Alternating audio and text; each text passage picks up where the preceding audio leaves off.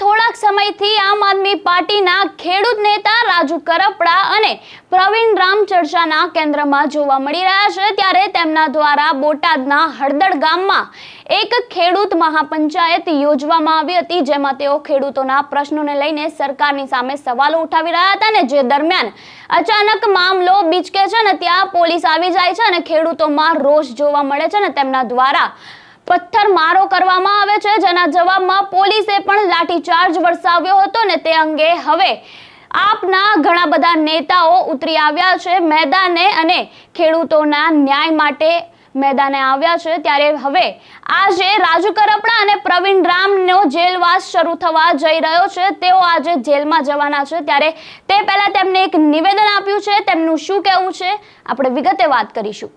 વૈષ્ણવજન તો તેને કહીએ જે પીડ પરાઈ જાનાને રે। નમસ્કાર, હું આપની સાથે પ્રિયા નાયક, આપનું નવજીવન ન્યૂઝમાં સ્વાગત છે।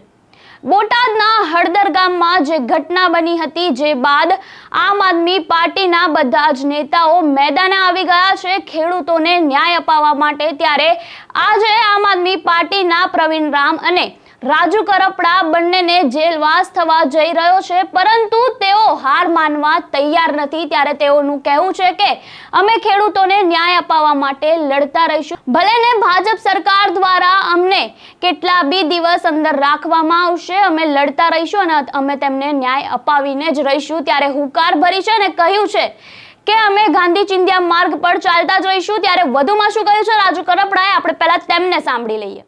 જય કિસાન દોસ્તો, હું આપનો ભાઈ રાજુ કરપડા। કડદો બંધ કરાવવામાં નિષ્ફળ ગયેલી સરકાર ખેડૂતોનો અવાજ બંધ કરવાની કોશિશ કરી રહી છે।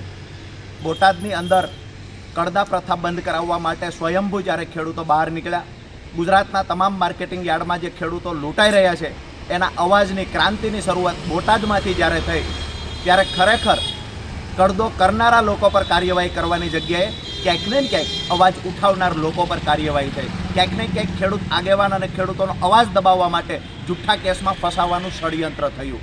આપ સૌને વિનંતી કરું છું કે ગુજરાતના ખેડૂતોને દેવામાંથી બહાર કાઢવા માટે જે તમામ જગ્યાએ માર્કેટિંગ યાર્ડમાં ખેડૂત લૂંટાઈ રહ્યો છે એની સામે અવાજ ઉઠાવવાની શરૂઆત બોટાદથી થઈ છે।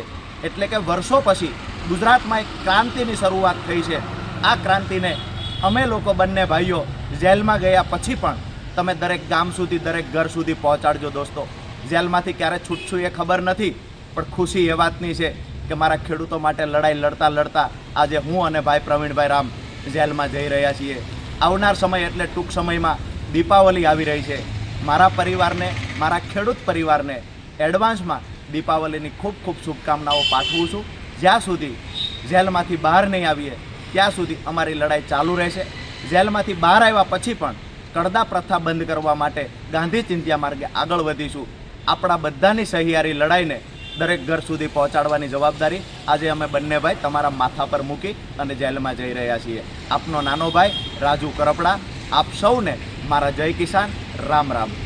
તો આ હતા આમ આદમી પાર્ટીના ખેડૂત નેતા રાજુ કરપડા, જેમને હુંકાર ભરી છે અને સરકારની સામે પ્રહારો કરતા કહ્યું છે કે તમારાથી જે થાય તે કરી લેજો, અમે તો આ જ રીતે લડીશું અને ખેડૂતો માટે આમ જ લડતા રહીશું। ત્યારે હવે જોવાનું એ રહેશે કે રાજુ કરપડા અને પ્રવીણ રામ જે જેલવાસમાં જઈ રહ્યા છે, ત્યારે તેમનો જેલવાસ કેટલો લંબાશે અને કેટલા ટાઈમ સુધી તેઓ જેલમાં રહેશે અને આમ આદમી પાર્ટીના નેતાઓ આ અંગે શું પગલાં લેશે। પ્રવીણ રામ અને રાજુ કરપડા જેઓ જેલમાં જવા જઈ રહ્યા છે, તેઓને લઈને તેઓની શું પ્રતિક્રિયા રહેવાની છે તે હવે આવનારો સમય જ દેખાશે અને આ સરકાર દ્વારા શું હવે પગલાં લેવામાં આવી રહ્યા છે તે પણ હવે આવનારો સમય જ બતાવશે। ત્યારે આપનું શું કહેવું છે રાજુ કરપડા અને પ્રવીણ રામ જે ખેડૂતોના માટે લડી રહ્યા છે અને તેમને હવે જેલવાસ થવા જઈ રહ્યો છે તે અંગે શું કહેવું છે અમને કમેન્ટ બોક્સમાં આપના મંતવ્યો જરૂરથી જણાવજો અને આવા વધુ સમાચાર માટે જોડાયેલા રહો નવજીવન ન્યૂઝ સાથે અને વિડીયોને લાઇક, શેર, સબસ્ક્રાઇબ કરવાનું ભૂલતા નહીં। નમસ્કાર।